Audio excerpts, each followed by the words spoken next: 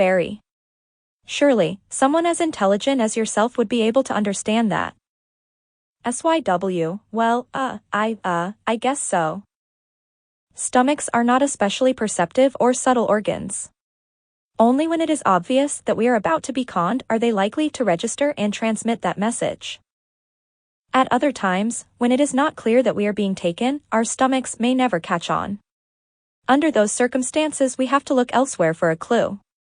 The situation of my neighbor Sarah provides a good illustration. She made an important commitment to Tim by canceling her prior marriage plans. That commitment has grown its own supports, so that even though the original reasons for the commitment are gone, she remains in harmony with it. She has convinced herself with newly formed reasons that she did the right thing, so she stays with Tim. It is not difficult to see why there would be no tightening in Sarah's stomach as a result. Stomachs tell us when we are doing something we think is wrong for us. Sarah thinks no such thing. To her mind, she has chosen correctly and is behaving consistently with that choice. Yet, unless I badly miss my guess, there is a part of Sarah that recognizes her choice as a mistake and her current living arrangement as a brand of foolish consistency. Where exactly that part of Sarah is located we can't be sure. But our language does give it a name, heart of hearts. It is, by definition, the one place where we cannot fool ourselves. It is the place where none of our justifications, none of our rationalizations penetrate. Sarah has the truth there, although, right now, she can't hear its signal clearly. Through the noise and static of the new support apparatus she has erected. If Sarah has erred in her choice of Tim, how long could she go without clearly recognizing it, without having a massive heart of hearts attack? There is no telling. One thing is certain, however, as time passes, the various alternatives to Tim are disappearing. She had better determine soon whether she is making a mistake. Easier said than done, of course. She must answer an extremely intricate question, knowing what I now know. If I could go back in time, would I make the same choice? The problem lies in the knowing what I now know part of the question. Just what does she now know, accurately, about Tim? How much of what she thinks of him is the result of a desperate attempt to justify the commitment she made? She claims that since her decision to take him back, he cares for her more, is trying hard to stop his excessive drinking. Has learned to make a wonderful omelette, etc. Having tasted a couple of his omelets, I have my doubts. The important issue, though, is whether she believes these things, not just intellectually. We can play such mind games on ourselves, but in her heart of hearts. There may be a little device Sarah can use to find out how much of her current satisfaction with Tim is real and how much is foolish consistency. Accumulating psychological evidence indicates that we experience our feelings towards something a split second, before we can intellectualize about it. 45 My suspicion is that the message sent by the heart of hearts is a pure, basic feeling. Therefore, if we train ourselves to be attentive, we should register it ever so slightly before our cognitive apparatus engages. According to this approach, were Sarah to ask herself the crucial, would I make the same choice again, question, she would be well advised to look for and trust the first flash of feeling she experienced in response. It would likely be the signal from her heart of hearts, slipping through undistorted just before the means by which she could kid herself flooded in. 46 I have begun using the same device myself whenever I even suspect I might be acting in a foolishly consistent manner. One time, for instance, I had stopped at the self-service pump of a filling station advertising a price per gallon a couple of cents below the rate of other stations in the area. But with pump nozzle in hand, I noticed that the price listed on the pump was 2 cents higher than the display sign price. When I mentioned the difference to a passing attendant, who I later learned was the owner, he mumbled unconvincingly that the rates had changed a few days ago but there hadn't been time to correct the display. I tried to decide what to do. Some reasons for staying came to mind. I really do need gasoline badly. This pump is available, and I am in sort of a hurry. I think I remember that my car runs better on this brand of gas. I needed to determine whether those reasons were genuine or mere justifications for my decision to stop there. So I asked myself the crucial question, knowing what I know about the real price of this gasoline, if I could go back in time, would I make the same choice again? Concentrating on the first burst of impression I sensed, the answer was clear and unqualified. I would have driven right past. I wouldn't even have slowed down. I knew then that without the price advantage, those other reasons would not have brought me there. They hadn't created the decision had created them. That settled, there was another decision to be faced, though. Since I was already there holding the hose, wouldn't it be better to use it than to suffer the inconvenience of going elsewhere to pay the same price? Fortunately, the station attendant owner came over and helped me make up my mind. He asked why I wasn't pumping any gas. I told him I didn't like the price discrepancy, and he said with a snarl, "Listen, nobody's gonna tell me how to run my business. If you think I'm cheating you, just put that hose down right now and get off my property as fast as you can do it, bud." Already certain he was a cheat, I was happy to act consistently with my belief and his wishes. I dropped the hose on the spot, and drove over it on my way to the closest exit. Sometimes consistency can be a marvelously rewarding thing. Reader's report. From a woman living in Portland, Oregon, I was walking through downtown Portland on my way to a lunch appointment when a young, attractive man stopped me with a friendly smile and a powerful line, "Excuse me, I'm involved in a contest and I need a good-looking woman like yourself to help me win." I was truly skeptical, since I know there are many more attractive women than myself running around. However, I was caught off guard and was curious to find out what he wanted. He explained that he would receive points for a contest by getting total strangers to give him a kiss. Now I consider myself a fairly level-headed person who shouldn't have believed his line, but he was quite persistent, and since I was almost late for my lunch appointment, I thought, what the heck, I'll give the guy a kiss and get out of here. So I did something totally against my common sense and pecked this total stranger on the cheek in the middle of downtown Portland. I thought that would be the end of it, but I soon learned that it was just the beginning.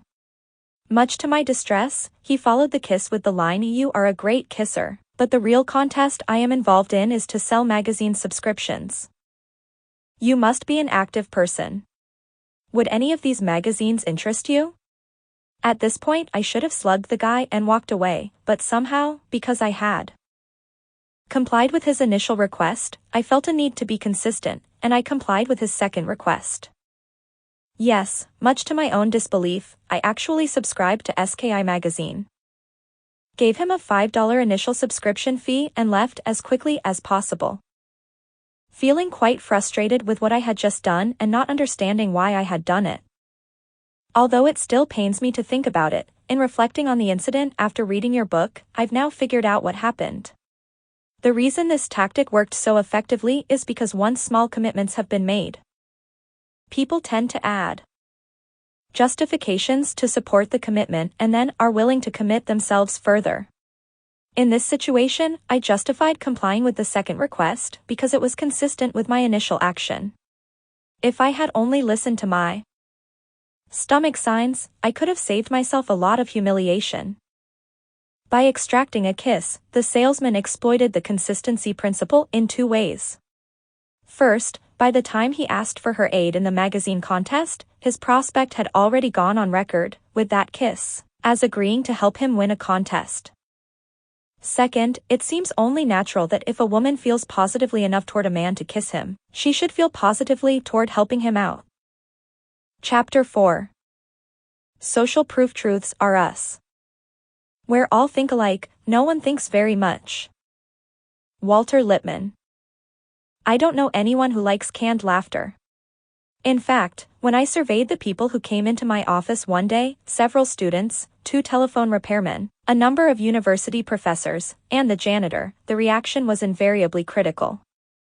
Television, with its incessant system of laugh tracks and technically augmented mirth, received the most heat. The people I questioned hated canned laughter. They called it stupid, phony, and obvious.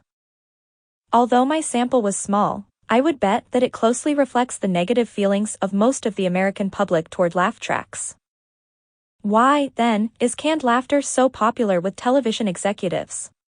They have won their exalted positions and splendid salaries by knowing how to give the public what it wants. Yet they religiously employ the laugh tracks that their audiences find distasteful. And they do so over the objections of many of their most talented artists. It is not uncommon for acclaimed directors, writers, or actors to demand the elimination of canned responses from the television projects they undertake. These demands are only sometimes successful, and when they are, it is not without a battle. What could it be about canned laughter that is so attractive to television executives? Why would these shrewd and tested businessmen champion a practice that their potential watchers find disagreeable and their most creative talents find personally insulting? The answer is at once simple and intriguing. They know what the research says. Experiments have found that the use of canned merriment causes an audience to laugh longer and more often when humorous material is presented and to rate the material as funnier. In addition, some evidence indicates that canned laughter is most effective for poor jokes. Point 47. In the light of these data, the actions of television executives make perfect sense. The introduction of laugh tracks into their comic programming will increase the humorous and appreciative responses of an audience, even, and especially, when the material is of poor quality. Is it any surprise, then, that television, glutted as it is with artless situation comedy attempts, should be saturated with canned laughter? Those executives know precisely what they are doing. But with the mystery of the widespread use of laugh tracks solved, we are left with a more perplexing question. Why does canned laughter work on us the way it does? It is no longer the television executives who appear peculiar, they are acting logically and in their own interests. Instead, it is the behavior of the audience, of you and me, that seems strange. Why should we laugh more at comedy material afloat in a sea of mechanically fabricated merriment? And why should we think that comic flotsam funnier? The executives aren't really fooling us. Anyone can recognize dubbed laughter. It is so blatant, so clearly counterfeit, that there could be no confusing it with the real thing. We know full well that the hilarity we hear is irrelevant to the humorous quality of the joke it follows, that it is created not spontaneously by a genuine audience, but artificially by a technician at a control board. Yet, transparent forgery that it is, it works on us. To discover why canned laughter is so effective, we first need to understand the nature of yet another potent weapon of influence, the principle of social proof. It states that one means we use to determine what is correct is to find out what other people think is correct. The principle applies especially to the way we decide what constitutes correct behavior. We view a behavior as more correct in a given situation to the degree that we see others performing it. Whether the question is what to do with an empty popcorn box in a movie theater, how fast to drive on a certain stretch of highway, or how to eat the chicken at a dinner party, the actions of those around us will be important in defining the answer. The tendency to see an action as more appropriate when others are doing it normally works quite well. As a rule, we will make fewer mistakes by acting in accord with social evidence than contrary to it. Usually, when a lot of people are doing something, it is the right thing to do. This feature of the principle of social proof is simultaneously its major strength and its major weakness. Like the other weapons of influence, it provides a convenient shortcut for determining how to behave, but, at the same time, makes one who uses the shortcut vulnerable to the attacks of profiteers who lie in wait along its path. In the case of canned laughter, the problem comes when we begin responding to social proof in such a mindless and reflexive fashion that we can be fooled by partial or fake evidence. Our folly is not that we use others' laughter to help decide what is humorous and when mirth is appropriate. That is in keeping with the well-founded principle of social proof. The folly is that we do so in response to patently fraudulent laughter. Somehow, one disembodied feature of humor, a sound, works like the essence of humor. The example from Chapter 1 of The Turkey and the Polecat is instructive here. Remember that because the particular cheep of turkey chicks is normally associated with newborn turkeys, their mothers will display or withhold maternal care solely on the basis of that sound. And remember how, consequently, it was possible to trick a female turkey into mothering a stuffed polecat as long as the replica played the recorded cheep of a baby turkey. The simulated chick sound was enough to start the female's mothering tape whirring. The lesson of the turkey and the polecat illustrates uncomfortably well the relationship between the average viewer and the laugh track playing television executive. We have become so accustomed to taking the humorous reactions of others as evidence of what deserves laughter that we, 2, can be made to respond to the sound and not to the substance of the real thing. Much as a cheep a noise removed from the reality of a chick can stimulate a female turkey to mother, so can a recorded, haha removed from the reality of a genuine audience stimulate us to laugh. The television executives are exploiting our preference for shortcuts, our tendency to react automatically on the basis of partial evidence. They know that their tapes will cue our tapes. Click, whir. Television executives are hardly alone in their use of social evidence for profit. Our tendency to assume that an action is more correct if others are doing it is exploited in a variety of settings.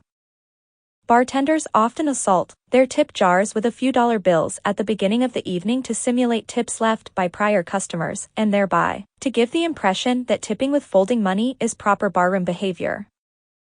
Church ushers sometimes salt collection baskets for the same reason and with the same positive effect on proceeds. Evangelical preachers are known to seed their audience with ringers who are rehearsed to come forward at a specified time to give witness and donations. For example, an Arizona State University research team that infiltrated the Billy Graham organization reported on such advanced preparations prior to one of his crusade visits. By the time Graham arrives in town and makes his altar call, an army of 6,000 wait with instructions on when to come forth at varying intervals to create the impression of a spontaneous mass outpouring. 48.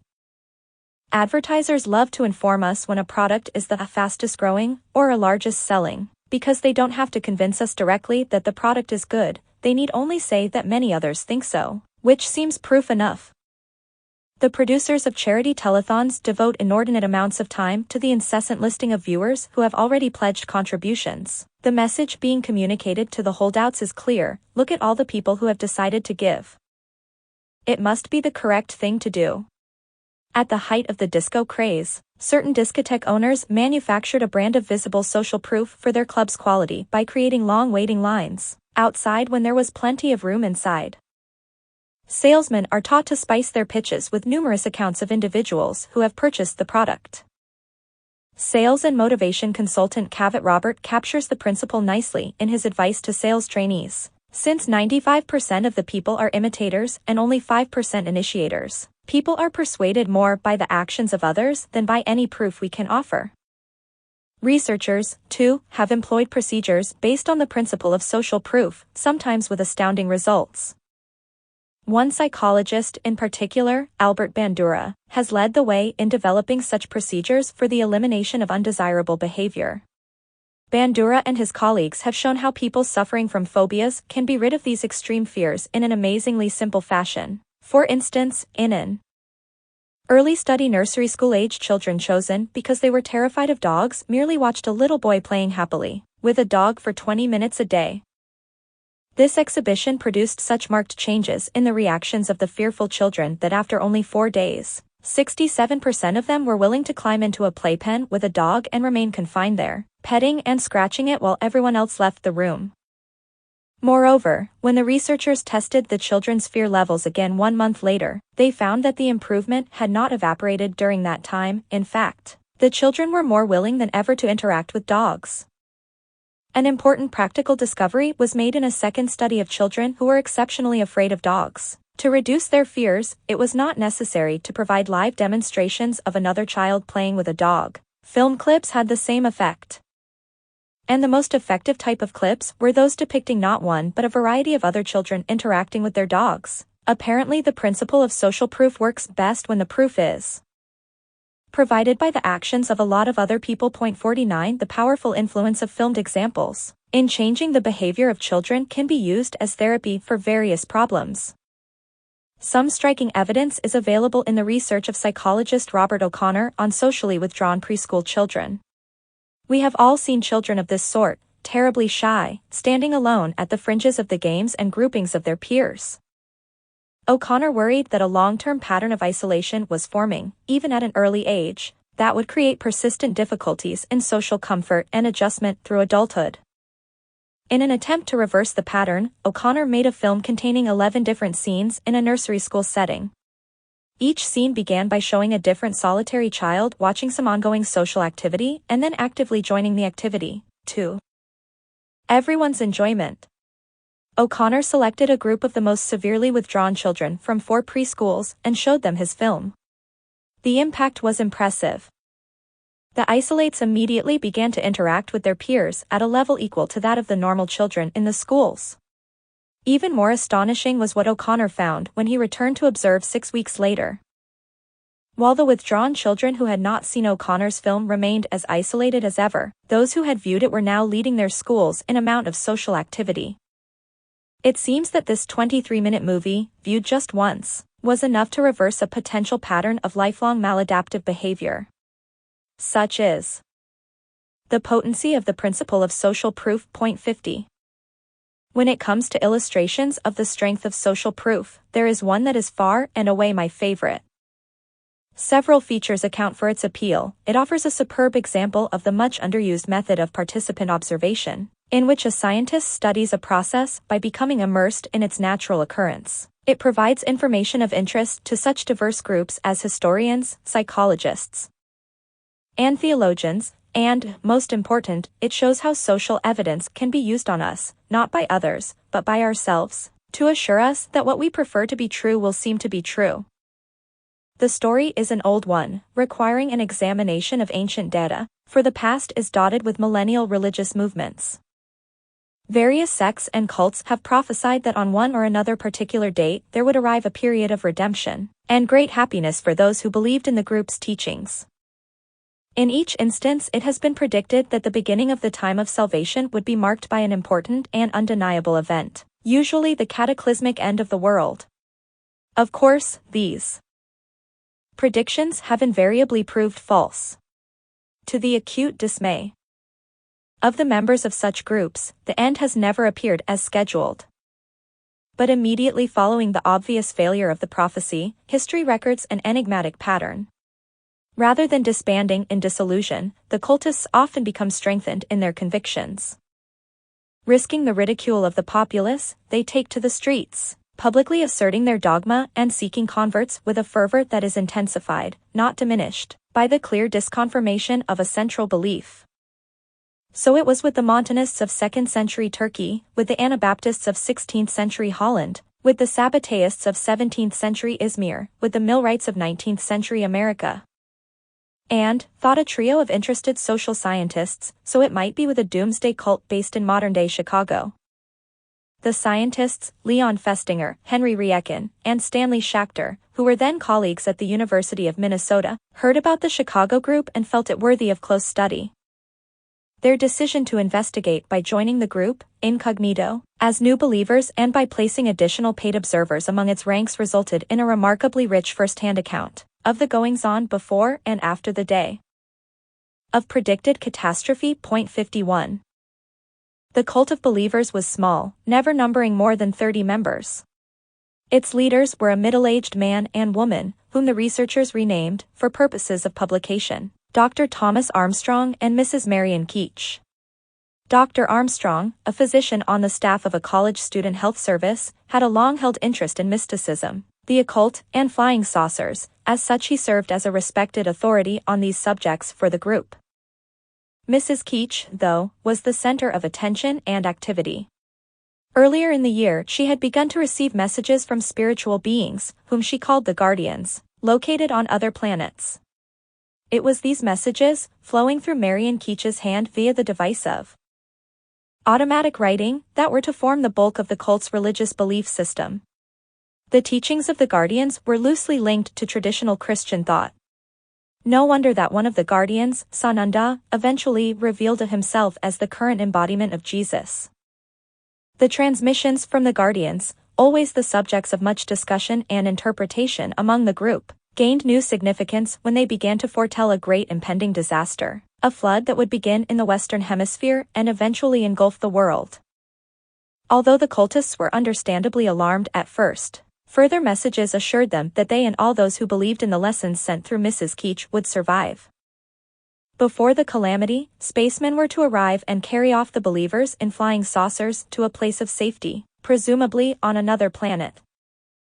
Very little detail was provided about the rescue except that the believers were to make themselves ready for pickup, by rehearsing certain passwords to be exchanged and by removing all metal from their clothes, because the wearing or carrying of metal made saucer travel extremely dangerous. As Festinger, Riecken, and Schachter observed the preparations during the weeks prior to the flood date, they noted with special interest two significant aspects of the members' behavior. First, the level of commitment to the cult's belief system was very high.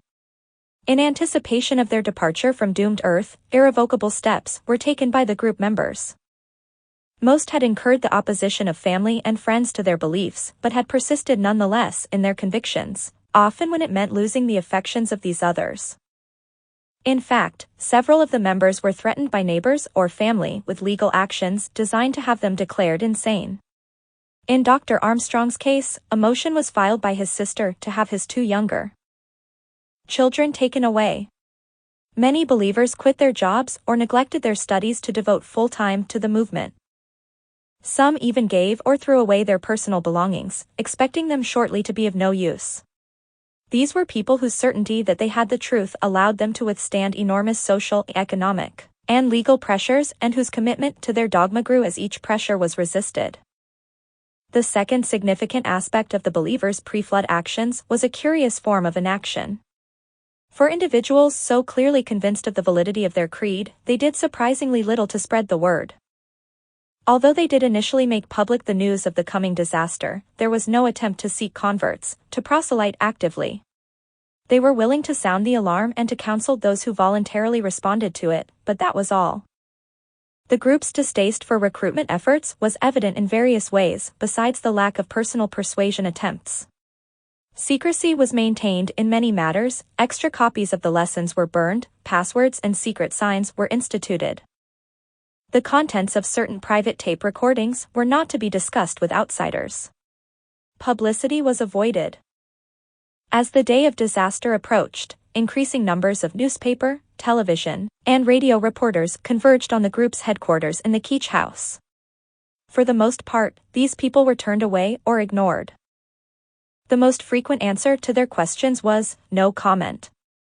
Although discouraged for a time, the media representatives returned with a vengeance when Dr. Armstrong's religious activities caused him to be fired. From his post on the college health service staff, one especially persistent newsman had to be threatened with a lawsuit. A similar siege was repelled on the eve of the flood when a swarm of reporters pushed and pestered the believers for information. Afterward, the researchers summarized the group's pre-flood stance on public exposure and recruitment in respectful tones. Exposed to a tremendous burst of publicity, they had made every attempt to dodge fame. Given dozens of opportunities to proselyte, they had remained evasive and secretive and behaved with an almost superior indifference. Eventually, when all the reporters and would-be converts had been cleared from the house, the believers began making their final preparations for the arrival of the spaceship scheduled for midnight that night. The scene, as viewed by Festinger, Riecken, and Schachter, must have seemed like absurdist theater. Otherwise ordinary people, housewives, college students, a high school boy, a publisher, an MD, a hardware store clerk and his mother, were participating earnestly in tragic comedy. They took direction from a pair of members who were periodically in touch with the Guardians. Marian Keach's written messages from Sununda were being supplemented that evening by the Bertha, a former beautician through whose tongue the creator gave instruction. They rehearsed their lines diligently, calling out in chorus the responses to be made before entering the rescue saucer. I am my own porter. I am my own pointer. They discussed seriously whether the message from a caller identifying himself as Captain Video, a TV space character of the time, was properly interpreted as a prank or a coded communication from their rescuers. And they performed in costume. In keeping with the admonition to carry nothing metallic aboard the saucer, the believers wore clothing that had been cut open to allow the metal pieces to be torn out. The metal eyelets in their shoes had been ripped away. The women were braless or wore brassieres whose metal stays had been removed. The men had yanked the zippers out of their pants, which were supported by lengths of rope in place of belts. The group's fanaticism concerning the removal of all metal was vividly experienced by one of the researchers who remarked, 25 minutes before midnight, that he had forgotten to extract the zipper from his trousers. As the observers tell it, this knowledge produced a near-panic reaction. He was rushed into the bedroom where Dr. Armstrong, his hands trembling and his eyes darting to the clock every few seconds, slashed out the zipper with a razor blade and wrenched its clasps free with wire cutters. The hurried operation finished, the researcher was returned to the living room, a slightly less metallic, but, one supposes, much paler man. As the time appointed for their departure grew very close, the believers settled into a lull of soundless anticipation. With trained scientists on site, we are afforded a detailed account of the events that transpired during this momentous period in the life of the group. The last 10 minutes were tense ones for the group in the living room. They had nothing to do but sit and wait, their coats in their laps. In the tense silence, 2 clocks ticked loudly, one about 10 minutes faster than the other. When the faster of the two pointed to 12:05, one of the observers remarked aloud on the fact. A chorus of people replied that midnight had not yet come. Bob Eastman affirmed that the slower clock was correct, he had set it himself only that afternoon. It showed only 4 minutes before midnight. These 4 minutes passed in complete silence except for a single utterance. When the clock on the mantel showed only 1 minute remaining before the guide to the saucer was due, Marion exclaimed in a strained, high-pitched voice, "And not a plan has gone astray." The clock chimed 12, each stroke painfully clear in the expectant hush. The believers sat motionless. One might have expected some visible reaction. Midnight had passed and nothing had happened. The cataclysm itself was less than 7 hours away. But there was little to see in the reactions of the people in that room. There was no talking, no sound. People sat stock still, their faces seemingly frozen and expressionless. Mark Post was the only person who even moved. He lay down on the sofa and closed his eyes but did not sleep. Later, when spoken to, he answered monosyllabically but otherwise lay immobile. The others showed nothing on the surface, although it became clear later that they had been hit hard.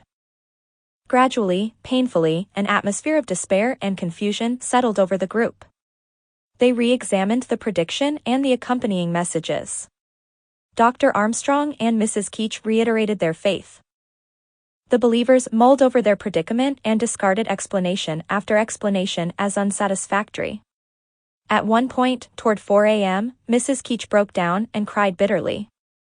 She knew, she sobbed, that there were some who were beginning to doubt, but that the group must beam light to those who needed it most and that the group must hold together. The rest of the believers were losing their composure, too. They were all visibly shaken and many were close to tears. It was now almost 4:30 a.m., and still no way of handling the disconfirmation had been found. By now, too, most of the group were talking openly about the failure of the escort to come at midnight. The group seemed near dissolution. In the midst of this gathering doubt, as cracks crawled through the believers' confidence, the researchers witnessed a pair of remarkable incidents, one after another. The first occurred at about 4:45 a.m., when Marion Keach's hand suddenly leapt to the task of transcribing through automatic writing the text of a holy message from above. When read aloud, the communication proved to be an elegant explanation for the events of that night. The little group, sitting alone all night long, had spread so much light that God had saved the world from destruction. Although neat and efficient, this explanation was not wholly satisfying by itself. For example, after hearing it, one member simply rose, put on his hat and coat, and left. Something additional was needed to restore the believers to their previous levels of faith. It was at this point that the second notable incident occurred to meet that need. Once again, the words of those who were present offer a vivid description. The atmosphere in the group changed abruptly, and so did their behavior. Within minutes after she had read the message explaining the disconfirmation, Mrs. Keach received another message instructing her to publicize the explanation. She reached for the telephone and began dialing the number of a newspaper. While she was waiting to be connected, someone asked, "Marion, is this the first time you have called the newspaper yourself?" Her reply was immediate, "Oh, yes, this is the first time I have ever called them. I have never had anything to tell them before, but now I feel it is urgent." The whole group could have echoed her feelings, for they all felt a sense of urgency. As soon as Marion had finished her call, the other members took turns telephoning newspapers, wire services, radio stations, and national magazines to spread the explanation of the failure of the flood. In their desire to spread the word quickly and resoundingly, the believers now opened for public attention matters that had been thus far utterly secret. Where only hours earlier they had shunned newspaper reporters and felt that the attention they were getting in the press was painful, they now became avid seekers for publicity. Not only had the long-standing policies concerning secrecy and publicity done an about-face, so, too, had the group's attitude toward potential converts. Whereas likely recruits who previously visited the house had been mostly ignored, turned away, or treated with casual attention, the day following the disconfirmation saw a different story. All callers were admitted, all questions were answered, attempts were made to proselyte all such visitors. The members' unprecedented willingness to accommodate possible new recruits was perhaps best demonstrated when 9 high school students arrived on the following night to speak with Mrs. Keach. They found her at the telephone deep in a discussion of flying saucers with a caller whom, it later turned out, she believed to be a spaceman. Eager to continue talking to him and at the same time anxious to keep her new guests, Marian simply included them in the conversation and, for more than an hour, chatted alternately with her guests in the living room and then a spaceman on the other end of the telephone. So intent was she on proselyting that she seemed unable to let any opportunity go by. To what can we attribute the believers' radical turnabout? In the space of a few hours, they went from clannish and taciturn hoarders of the word to expansive and eager disseminators of it. And what could have possessed them to choose such an ill-timed instant, when the failure of the flood was likely to cause non-believers to view the group and its dogma as laughable? The crucial event occurred sometime during the night of the flood, when it became increasingly clear that the prophecy would not be fulfilled.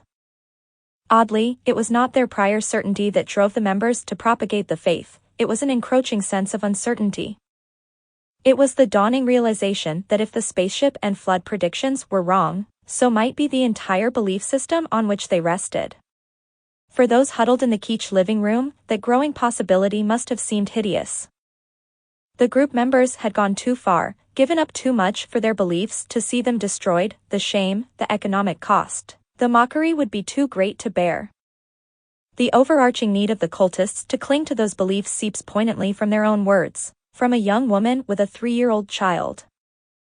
I have to believe the flood is coming on the 21st because I've spent all my money. I quit my job, I quit computer school. I have to believe. And from Dr. Armstrong to one of the researchers 4 hours after the failure of the saucer men to arrive. I've had to go a long way. I've given up just about everything.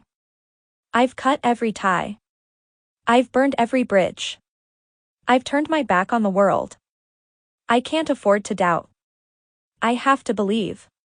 And there isn't any other truth.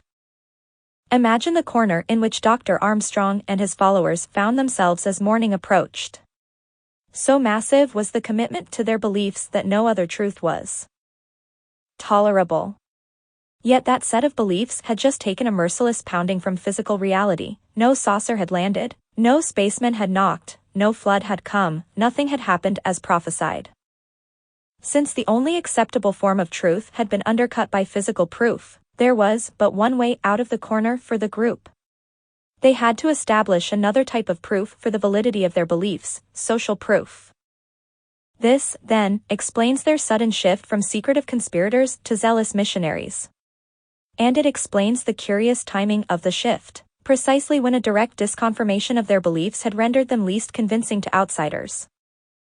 It was necessary to risk the scorn and derision of the non-believers because publicity and recruitment efforts provided the only remaining hope.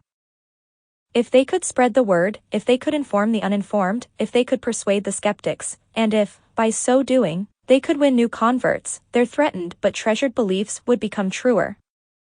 The principle of social proof says so: the greater the number of people who find any idea correct, the more the idea will be correct.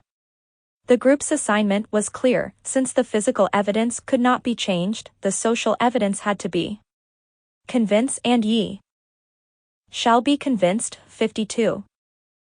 Cause of death, uncertain. All the weapons of influence discussed in this book work better under some conditions than under others. If we are to defend ourselves adequately against any such weapon, it is vital that we know its optimal operating conditions in order to recognize when we are most vulnerable to its influence. In the case of the principle of social proof, we have already had a hint of one time when it works best. Among the Chicago believers, it was a sense of shaken confidence that triggered their craving for converts. In general, when we are unsure of ourselves, when the situation is unclear or ambiguous, when uncertainty reigns, we are most likely to look to and accept the actions of others as correct. In the process of examining the reactions of other people to resolve our uncertainty, however, we are likely to overlook a subtle but important fact. Those people are probably examining the social evidence, too. Especially in an ambiguous situation, the tendency for everyone to be looking to see what everyone else is doing can lead to a fascinating phenomenon called pluralistic ignorance. A thorough understanding of the pluralistic ignorance phenomenon helps immeasurably to explain a regular occurrence in our country that has been termed both a riddle and a national disgrace: the failure of entire groups of bystanders to aid victims in agonizing need of help. The classic example of such bystander inaction, and the one that has produced the most debate in journalistic, political, and scientific circles, began as an ordinary homicide case in the borough of Queens in New York City. A woman in her late 20s, Catherine Genovese, was killed in a late-night attack on her home street as she returned from work. Murder is never an act to be passed off lightly, but in a city the size and tenor of New York, the Genovese incident warranted no more space than a fraction of a column in the New York Times. Catherine Genovese's story would have died with her on that day in March 1964 if it hadn't been for a mistake. The metropolitan editor of the Times, A. M. Rosenthal, happened to be having lunch with the city police commissioner a week later. Rosenthal asked the commissioner about a different Queens-based homicide, and the commissioner, thinking he was being questioned about the Genovese case, revealed something staggering that had been uncovered by the police investigation. It was something that left everyone who heard it, the commissioner included, aghast and grasping for explanations. Catherine Genovese had not experienced a quick, muffled death. It had been a long, loud, tortured, public event. Her assailant had chased and attacked her in the street 3 times over a period of 35 minutes before his knife finally silenced her cries for help. Incredibly, 38 of her neighbors watched the events of her death unfold from the safety of their apartment windows without so much as lifting a finger to call the police. Rosenthal, a former Pulitzer Prize-winning reporter, knew a story when he heard one. On the day of his lunch with the commissioner, he assigned a reporter to investigate the bystander angle of the Genovese incident. Within a week, the Times published a long, page-1 article that was to create a swirl of controversy and speculation. The first few paragraphs of that report provide the tone and focus of the burgeoning story. For more than half an hour, 38 respectable, law-abiding citizens in Queens watched a killer stalk and stab a woman in 3 separate attacks in Kew Gardens. Twice the sound of their voices and the sudden glow of their bedroom lights interrupted him and frightened him off. Each time he returned, sought her out, and stabbed her again. Not one person telephoned the police during the assault. One witness called after the woman was dead. That was 2 weeks ago today. But Assistant Chief Inspector Frederick M. Lusson, in charge of the borough's detectives and a veteran of 25 years of homicide investigations, is still shocked. He can give a matter-of-fact recitation of many murders. But the Kew Gardens slaying baffles him, not because it is a murder, but because good people have failed to call the police. As with Assistant Chief Inspector Lusson, shock and bafflement were the standard reactions of almost everyone who learned the story's details. The shock struck first, leaving the police, the newspeople, and the reading public stunned. The bafflement followed quickly. How could 38 good people fail to act under those circumstances? No one could understand it. Even the murder witnesses themselves were bewildered. I don't know, they answered one after another. I just don't know. A few offered weak reasons for their inaction.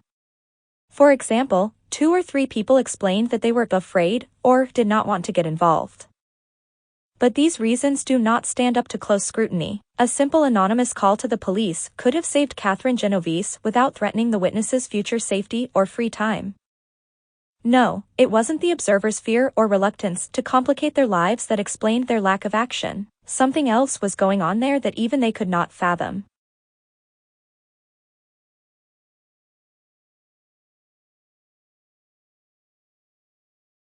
Confusion, though, does not make for good news copy. So the press, as well as the other media, several papers, TV stations, and magazines were pursuing follow-up stories by now, emphasized the only explanation available at the time: the witnesses, no different from the rest of us, hadn't cared enough to get involved. We were becoming a nation of selfish, insensitive people. The rigors of modern life, especially city life, were hardening us. We were becoming the cold society, unfeeling and indifferent to the plight of our fellow citizens. In support of this interpretation, news stories began appearing regularly in which various kinds of public apathy were detailed. The Times actually appears to have developed an apathy beat for a period following the Genovese revelations. Also supporting such an interpretation were the remarks of a range of armchair social commentators, who, as a breed, seem never to admit to bafflement when speaking to the press. They, too, saw the Genovese case as having large-scale social significance. All used the word apathy, which, it is interesting to note, had been in the headline of the Times's front-page story, although they accounted for the apathy differently. One attributed it to the effects of TV violence, another to repressed aggressiveness, but most implicated the depersonalization of urban life with its megalopolitan societies, and its alienation of the individual from the group. Even Rosenthal, the newsman who first broke the story and who ultimately made it the subject of a book, subscribed to the city-caused apathy theory. Nobody can say why the 38 did not lift the phone while Miss Genovese was being attacked, since they cannot say themselves. It can be assumed, however, that their apathy was indeed one of the big city variety. It is almost a matter of psychological survival, if one is surrounded and pressed by millions of people, to prevent them from constantly impinging on you, and the only way to do this is to ignore them as often as possible. Indifference to one's neighbor and his troubles is a conditioned reflex in life in New York as it is in other big cities. Point 53. As the Genovese story grew, aside from Rosenthal's book, it became the focus of numerous newspaper and magazine pieces, several television news documentaries, and an off-Broadway play. It attracted the professional attention of a pair of New York-based psychology professors, Bibb Latané and John Darley. They examined the reports of the Genovese incident and, on the basis of their knowledge of social psychology, hit on what had seemed the most unlikely explanation of all: it was that 38 witnesses were present. Previous accounts of the story had invariably emphasized that no action was taken, even though 38 individuals had looked on. Latané and Darley suggested that no one had helped precisely because there were so many observers. The psychologists speculated that, for at least two reasons, a bystander to an emergency would be unlikely to help when there were a number of other bystanders present. The first reason is fairly straightforward. With several potential helpers around, the personal responsibility of each individual is reduced. Perhaps someone else will give or call for aid, perhaps someone else already has. So with everyone thinking that someone else will help or has helped, no one does. The second reason is the more psychologically intriguing one. It is founded on the principle of social proof and involves the pluralistic ignorance effect. Very often an emergency is not obviously an emergency. Is the man lying in the alley a heart attack victim or a drunk sleeping one off? Are the sharp sounds from the street gunshots or truck backfires? Is the commotion next door an assault requiring the police or an especially loud marital spat where intervention would be inappropriate and unwelcome? What is going on? In times of such uncertainty, the natural tendency is to look around at the actions of others for clues. We can learn, from the way the other witnesses are reacting, whether the event is or is not an emergency. What is easy to forget, though, is that everybody else observing the event is likely to be looking for social evidence, too. And because we all prefer to appear poised and unflustered among others, we are likely to search for that evidence placidly, with brief, camouflaged glances at those around us. Therefore everyone is likely to see everyone else looking unruffled and failing to act. As a result, and by the principle of social proof, the event will be roundly interpreted as a non-emergency. This, according to Latane and Darley, is the state of pluralistic ignorance, in which each person decides that since nobody is concerned, nothing is wrong. Meanwhile, the danger may be mounting to the point where a single individual, uninfluenced by the seeming calm of others, would react. 54. The fascinating upshot of Latane and Darley's reasoning is that, for the emergency victim, the idea of a safety in numbers may often be completely wrong. It might be that someone in need of emergency aid would have a better chance of survival if a single bystander, rather than a crowd, was present. To test this unusual thesis, Darley, Latane, their students and colleagues performed a systematic and impressive program of research that produced a clear set of findings. Their basic procedure was to stage emergency events that were observed either by a single individual or by a group of people. They then recorded the number of times the emergency victim received help under those circumstances. In their first experiment, a New York college student who appeared to be having an epileptic seizure received help 85% of the time, when there was a single bystander present, but only 31% of the time with 5 bystanders present. With almost all the single bystanders helping, it becomes difficult to argue that ours is the cold society, where no one cares for suffering others. Obviously, it was something about the presence of other bystanders that reduced helping to shameful levels. Other studies have examined the importance of social proof in causing widespread witness apathy. They have done so by planting within a group of witnesses, to a possible emergency, people who are rehearsed to act as if no emergency were occurring. For instance, in another New York-based experiment, 75% of lone individuals who observed smoke seeping from under a door reported the leak. However, when similar leaks were observed by 3-person groups, the smoke was reported only 38% of the time. The smallest number of bystanders took action, though, when the 3-person groups included 2 individuals who had been coached to ignore the smoke. Under those conditions, the leaks were reported only 10% of the time. In a similar study conducted in Toronto, single bystanders provided emergency aid 90% of the time, whereas such aid occurred in only 16% of the cases when a bystander was in the presence of 2 other bystanders, who remained passive. After more than a decade of such research, social scientists now have a good idea of when a bystander will offer emergency aid. First, and contrary to the view that we have become a society of callous, uncaring people, once witnesses are convinced that an emergency situation exists, aid is very likely. Under these conditions, the numbers of bystanders who either intervene themselves or summon help is quite comforting. For example, in 4 separate experiments done in Florida, accident scenes involving a maintenance man were staged.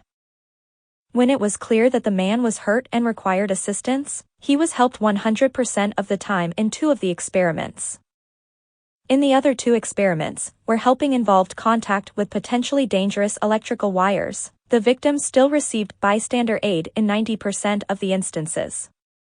In addition, these extremely high levels of assistance occurred whether the witnesses observed the event singly or in groups. 55. The situation becomes very different when, as in many cases, bystanders cannot be sure that the event they are witnessing is an emergency. Then a victim is much more likely to be helped by a lone bystander than by a group, especially if the people in the group are strangers to one another.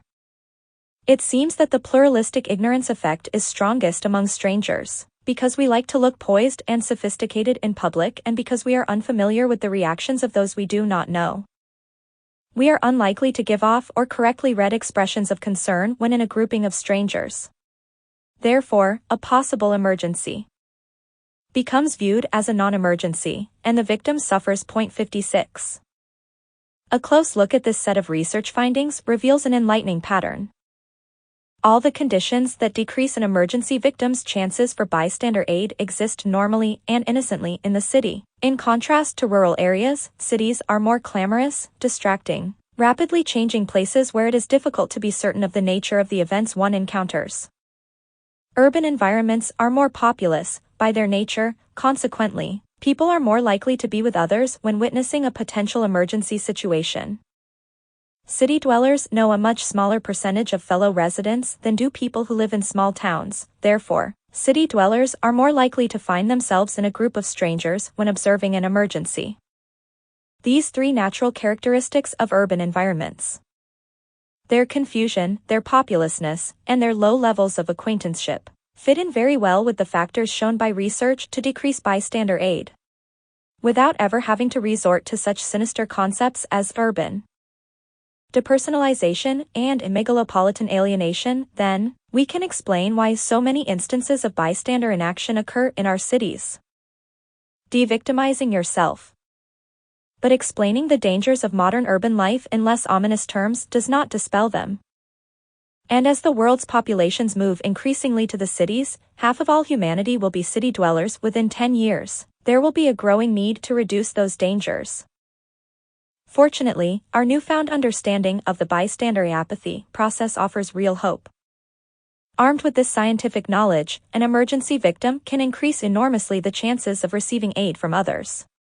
The key is the realization that groups of bystanders fail to help because the bystanders are unsure rather than unkind. They don't help because they are unsure of whether an emergency actually exists and whether they are responsible for taking action. When they are sure of their responsibilities for intervening in a clear emergency, people are exceedingly responsive.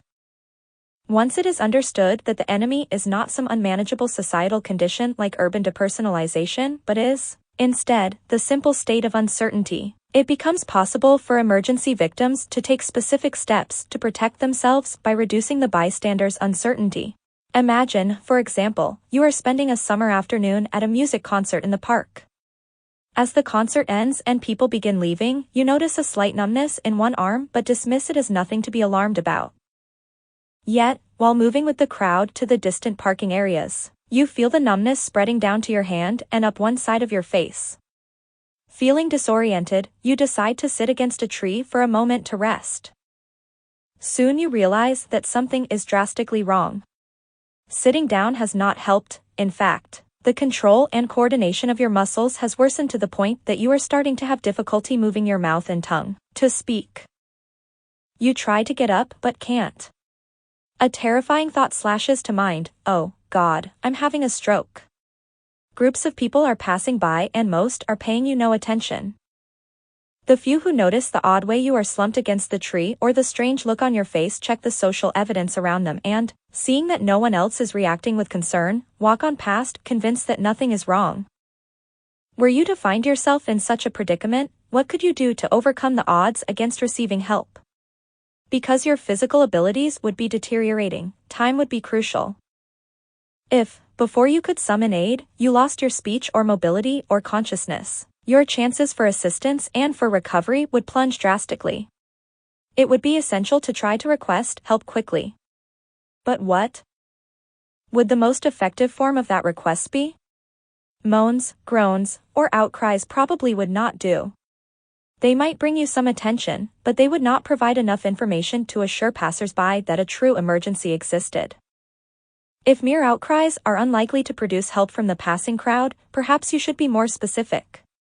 Indeed, you need to do more than try to gain attention. You should call out clearly your need for assistance. You must not allow bystanders to define your situation as a non-emergency. Use the word help to cry out your need for emergency aid. And don't worry about being wrong. Embarrassment is a villain to be crushed here. In the context of a possible stroke, you cannot afford to be worried about the awkwardness of overestimating your problem. The difference in cost is that between a moment of embarrassment and possible death or lifelong paralysis. But even a resounding call for help is not your most effective tactic. Although it may reduce bystanders' doubts about whether a real emergency exists, it will not remove several other important uncertainties within each onlooker's mind. What kind of aid is required here? Should I be the one to provide the aid? Or should someone more qualified do it? Has someone else already gone to get professional help, or is it my responsibility? While the bystanders stand gawking at you and grappling with these questions, time vital to your survival could be slipping away. Clearly, then, as a victim you must do more than alert bystanders to your need for emergency assistance. You must also remove their uncertainties about how that assistance should be provided and who should provide it. But what would be the most efficient and reliable way to do so? Based on the research findings we have seen, my advice would be to isolate one individual from the crowd, stare Speak and point directly at that person and no one else. You, sir, in the blue jacket, I need help. Call an ambulance. With that one utterance, you should dispel all the uncertainties that might prevent or delay help. With that one statement, you will have put the man in the blue jacket in the role of rescuer. He should now understand that emergency aid is needed. He should understand that he, not someone else, is responsible for providing the aid, and, finally, he should understand exactly how to provide it. All the scientific evidence indicates that the result should be quick, effective assistance. In general, then, your best strategy when in need of emergency help is to reduce the uncertainties of those around you concerning your condition and their responsibilities. Be as precise as possible about your need for aid. Do not allow bystanders to come to their own conclusions because, especially in a crowd, the principle of social proof and the consequent pluralistic ignorance effect might well cause them to view your situation as a non-emergency and request assistance of a single individual from the group of onlookers. Fight the natural tendency to make a general request for help. Pick out one person and assign the task to that individual. Otherwise, it is too easy for everyone in the crowd to assume that someone else should help, will help, or has helped. Of all the techniques in this book designed to produce compliance with a request, this one may be the most important to remember. After all, the failure of your request for emergency aid could have severe personal consequences. Not long ago, I received some first-hand evidence on this point. I was involved in a rather serious automobile collision. Both I and the other driver were plainly hurt. He was slumped, unconscious, over his steering wheel while I managed to stagger, bloody, from behind mine. The accident had occurred in the center of an intersection in full view of several individuals stopped in their cars at the traffic light. As I knelt in the road beside my door, trying to clear my head, the light changed and the waiting cars began to roll slowly through the intersection. Their drivers gawked but did not stop. I remember thinking, oh no, it's happening just like the research says. They're all passing by. I consider it fortunate that, as a social psychologist, I knew enough about the bystander studies to have that particular thought. By thinking of my predicament in terms of the research findings, I knew exactly what to do. Pulling myself up so I could be seen clearly, I pointed at the driver of one car, call the police. To a second and a third driver, pointing directly each time, pull over, we need help. The responses of these people were instantaneous. They summoned a police car and ambulance immediately. They used their handkerchiefs to blot the blood from my face. They put a jacket under my head. They volunteered to serve as witnesses to the accident. One even offered to ride with me to the hospital. Not only was this help rapid and solicitous, it was infectious. After drivers entering the intersection from the other direction saw cars stopping for me, they stopped and began tending to the other victim. The principle of social proof was working for us now. The trick had been to get the ball rolling in the direction of aid. Once that was accomplished, I was able to relax and let the bystanders' genuine concern and social proof's natural momentum do the rest. Monkey me, monkey do. A bit earlier we stated that the principle of social proof, like all other weapons of influence, works better under some conditions than under others. We have already explored one of those conditions, uncertainty. Without question, when people are uncertain, they are more likely to use others' actions to decide how they themselves should act. But, in addition, there is another important working condition, similarity. The principle of social proof operates most powerfully when we are observing the behavior of people just like us. It is the conduct of such people that gives us the greatest insight into what constitutes correct behavior for ourselves. Therefore, we are more inclined to follow the lead of a similar individual than a dissimilar one. That is why I believe we are seeing an increasing number of average person on the street testimonials on TV these days. Advertisers now know that one successful way to sell a product to ordinary viewers is to demonstrate that other ordinary people like and use it.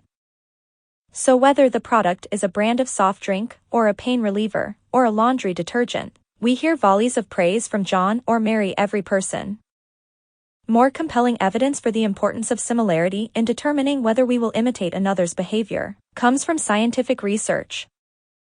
An especially apt illustration can be found in a study done several years ago by Columbia University psychologists. The researchers placed wallets on the ground in various locations around Midtown Manhattan to observe what would happen when they were found. The wallets all contained $2 in cash, a $26.30 check, and various information providing the name and address of the wallet's owner. In addition to this material, the wallet also contained a letter that made it evident that the wallet had been lost not once, but twice. The letter was written to the wallet's owner from a man who had found it earlier and whose intention was to return it. The finder indicated in his letter that he was happy to help and that the chance to be of service in this way had made him feel good. It was evident to anyone who found one of these wallets that this well-intentioned individual had then lost the wallet himself. On the way to the mailbox, the wallet was wrapped in an envelope addressed to the owner. The researchers wanted to know how many people finding such a wallet would follow the lead of the first finder and mail it, intact, to the original owner. Before they dropped the wallets, however, the researchers varied one feature of the letter it contained. Some of the letters were written in Standard English by what seemed to be an average American, while the other letters were written in broken English by the first finder, who identified himself as a recently arrived foreigner. In other words, the person who had initially found the wallet and had tried to return it was depicted by the letter as being either similar or dissimilar to most Americans. The interesting question was whether the Manhattanites who found the wallet and letter would be more influenced to mail the wallet if the first man who had tried to do so was similar to them. The answer was plain: only 33% of the wallets were returned when the first finder was seen as dissimilar, but fully 70% were returned when he was thought to be a similar other. These results suggest an important qualification of the principle of social proof. We will use the actions of others to decide on proper behavior for ourselves, especially when we view those others as similar to ourselves. This tendency applies not only to adults but to children as well. Health researchers have found, for example, that a school-based anti-smoking program had lasting effects only when it used same-age peer leaders as teachers. Another study found that children who saw a film depicting a child's positive visit to the dentist lowered their own dental anxieties, principally when they were the same age as the child in the film. I wish I had known about this second study when, a few years before it was published, I was trying to reduce a different kind of anxiety in my son, Chris. I live in Arizona, where backyard swimming pools abound. One regrettable consequence is that every year several young children drown after falling into an unattended pool. I was determined, therefore, to teach Chris how to swim at an early age. The problem was not that he was afraid of the water. He loved it. But he would not get into the pool without wearing his inflatable plastic inner tube, no matter how I tried to coax, talk, or shame him out of it. After getting nowhere for 2 months, I hired some help, a graduate student of mine, a big, strapping former lifeguard who had once worked as a swimming instructor. He failed as totally as I had. He couldn't persuade Chris to attempt even a stroke outside of his plastic ring. Around this time, Chris was attending a day camp that provided a number of activities to its members, including use of a large pool, which he scrupulously avoided. One day, shortly after the graduate student fiasco, I went to get Chris from camp a bit early and, with mouth agape, watched him run down the diving board and jump into the middle of the deepest part of the pool. Panicking, I began pulling off my shoes to jump into his rescue when I saw him bob to the surface and paddle safely to the side of the pool, where I dashed, shoes in hand, to meet him. "Chris, you can swim," I said excitedly. "You can swim." "Yes," he responded casually, "I learned how today." "This is terrific."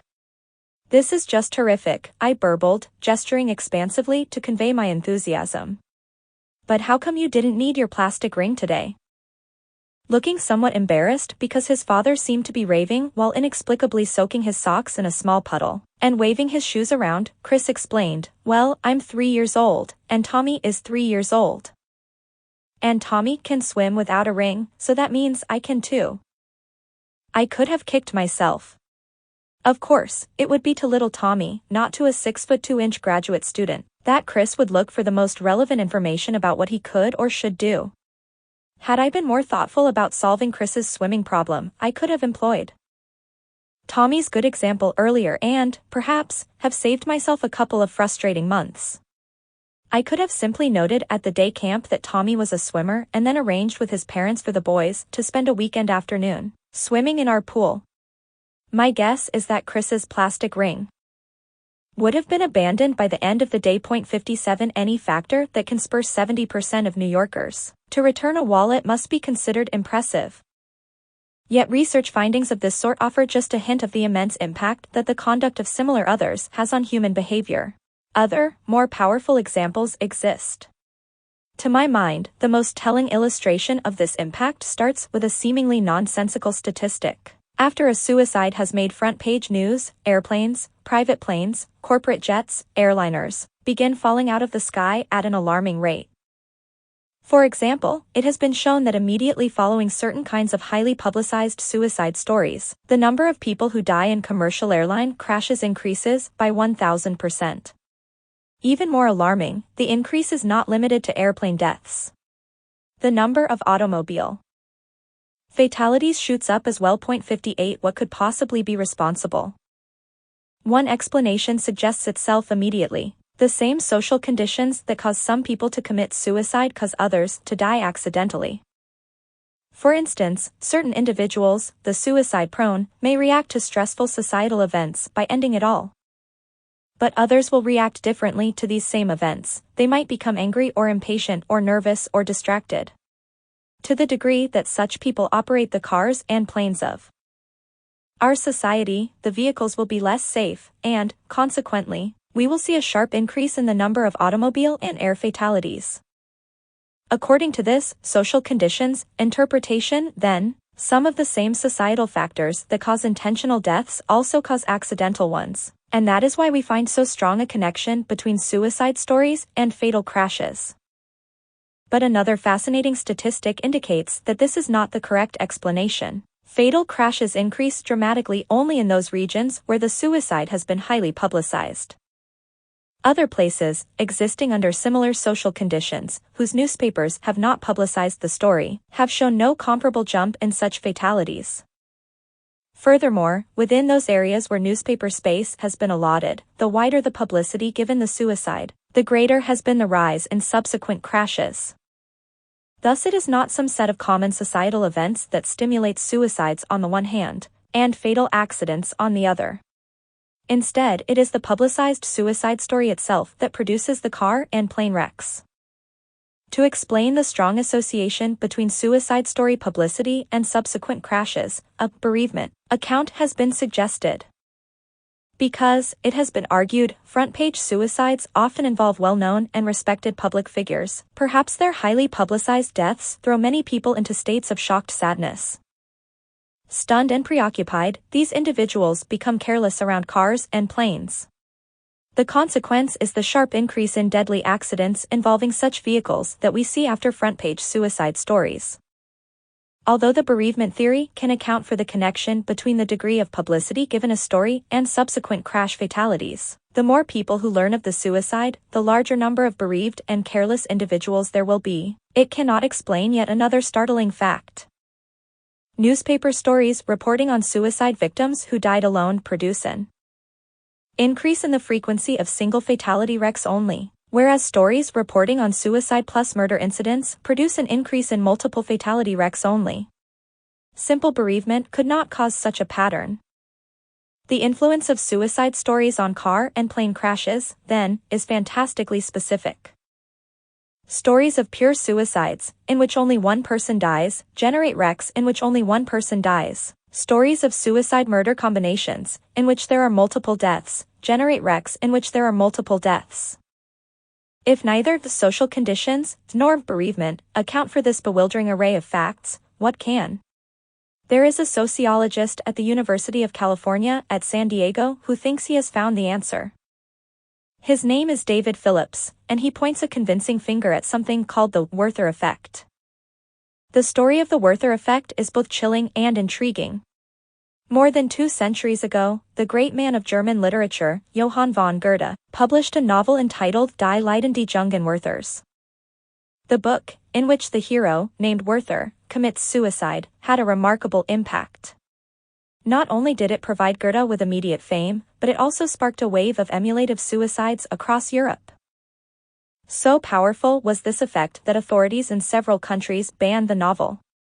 Professor Phillips's own work has traced the Werther effect to modern times. His research has demonstrated that immediately following a front-page suicide story, the suicide rate increases dramatically in those geographical areas where the story has been highly publicized. It is Phillips's argument that certain troubled people who read of another's self-inflicted death kill themselves in imitation. In a morbid illustration of the principle of social proof, these people decide how they should act on the basis of how some other troubled person has acted. Phillips got his evidence for the modern-day Werther effect by examining the suicide statistics in the United States between 1947 and 1968. He found that within 2 months after every front-page suicide story, an average of 58 more people than usual killed themselves. In a sense, each suicide story killed 58 people who otherwise would have gone on living. Phillips also found that this tendency for suicides to beget suicides occurred principally in those parts of the country where the first suicide was highly publicized, and that the wider the publicity given the first suicide, the greater the number of later suicides. If the facts surrounding the Werther effect seem to you suspiciously like those surrounding the influence of suicide stories on air and traffic fatalities, the similarities have not been lost on Professor Phillips either. In fact, he contends that all the excess deaths following a front-page suicide incident can be explained as the same thing: copycat suicides. Upon learning of another's suicide, an uncomfortably large number of people decide that suicide is an appropriate action for themselves as well. Some of these individuals then proceed to commit the act in a straightforward, no-bones-about-it fashion, causing the suicide rate to jump. Others, however, are less direct. For any of several reasons: to protect their reputations, to spare their families the shame and hurt, to allow their dependents to collect on insurance policies, they do not want to appear to have killed themselves. They would rather seem to have died accidentally. So, purposively but furtively, they cause the wreck of a car or a plane they are operating or are simply riding in. This could be accomplished in a variety of all too familiar-sounding ways. A commercial airline pilot could dip the nose of the aircraft at a crucial point of takeoff, or could inexplicably land on an already occupied runway against instructions from the control tower. The driver of a car could suddenly swerve into a tree or into oncoming traffic. A passenger in an automobile or corporate jet could incapacitate the operator, causing a deadly crash. The pilot of a private plane could, despite all radio warnings, plow into another aircraft. Thus the alarming climb in crash fatalities we find following front-page suicides is, according to Dr. Phillips, most likely due to the Werther effect secretly applied. I consider this insight brilliant. First, it explains all of the data beautifully. If these wrecks really are hidden instances of imitative suicide, it makes sense that we should see an increase in the wrecks after suicide stories appear. And it makes sense that the greatest rise in wrecks should occur after the suicide stories that have been most widely publicized and have, consequently, reached the most people. And it makes sense that the number of crashes should jump appreciably only in those geographical areas where the suicide stories were publicized. And it even makes sense that single-victim suicides should lead only to single-victim crashes, whereas multiple-victim suicide incidents should lead only to multiple-victim crashes. Imitation is the key. But there is a second valuable feature of Phillips's insight. Not only does it allow us to explain the existing facts, it also allows us to predict new facts that had never been uncovered before. For example, if the abnormally frequent crashes following publicized suicides are genuinely due to imitative rather than accidental actions, they should be more deadly as a result. That is, people trying to kill themselves will likely arrange for the impact to be as lethal as possible. The consequence should be quick and sure death. When Phillips examined the records to check on this prediction, he found that the average number of people killed in a fatal crash of a commercial airliner is more than 3 times greater if the crash happened 1 week after a front-page suicide story than if it happened 1 week before. A similar phenomenon can be found in traffic statistics, where there is evidence for the deadly efficiency of post-suicide story auto crashes. Victims of fatal car wrecks that follow front-page suicide stories die 4 times more quickly than normal. 59. Still another fascinating prediction flows from Phillips's idea. If the increase in wrecks following suicide stories truly represents a set of copycat deaths, then the imitators should be most likely to copy the suicides of people who are similar to them. The principle of social proof states that we use information about how others have behaved to help us determine proper conduct for ourselves. But as the dropped wallet experiment showed, we are most influenced in this fashion by the actions of others like us. Therefore, Phillips reasoned, if the principle of social proof is behind the phenomenon, there should be some clear similarity between the victim of the highly publicized suicide and those who cause subsequent wrecks. Realizing that the clearest test of this possibility would come from the records of automobile crashes involving a single car and a lone driver, Phillips compared the age of the suicide story victim with the ages of the lone drivers killed in single-car crashes immediately after the story appeared in print. Once again, the predictions were strikingly accurate. When the newspaper detailed the suicide of a young person, it was young drivers who then piled their cars into trees, poles, and embankments with fatal results. But when the news story concerned an older person's suicide, older drivers died in such crashes. L advised, then, to take special care in our travels at these times. This last statistic is the crusher for me. I am left wholly convinced and, simultaneously, wholly amazed by it.